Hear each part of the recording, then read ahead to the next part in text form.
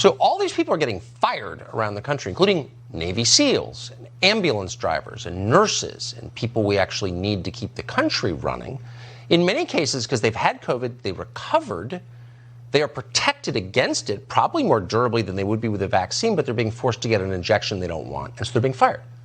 Where's the Republican Party? Why is no one defending these people? What are they doing instead? Well, here's part of what they're doing.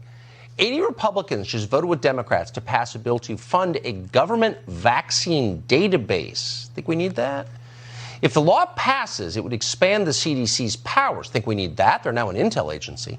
And the database should be used, among other things, to remind patients when they are due for a recommended vaccine, as if you need to be harangued by the government more about your health. Do you think you do?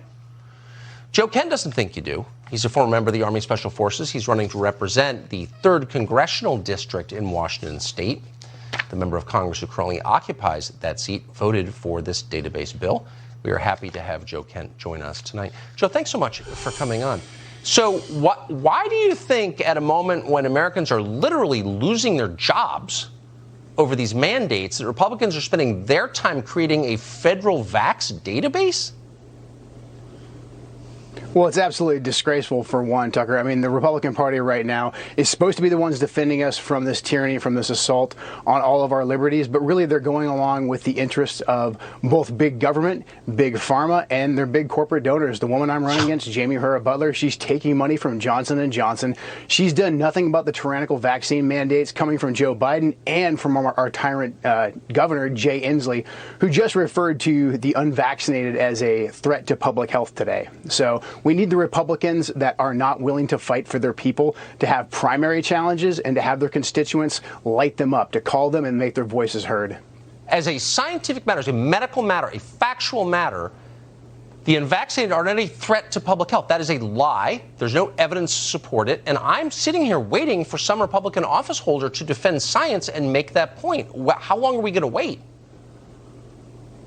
I mean, I think there's only a few very vocal voices that are trying for that fight, but they're outnumbered. When you have 80 members of Congress that won't stand tall for their constituents who, as you said, they're losing their jobs, they're having to make very hard decisions. Do they take the jab, or do they face the choice of can they afford to feed their children?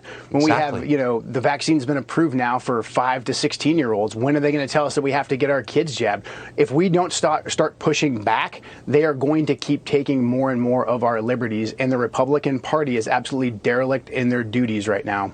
I got to add, and I know that this issue, they're being pushed by donors to do it, in some cases, big pharma, but you're on the road running for a seat in the House. You're talking to actual voters. This is a concern for actual voters, is it not?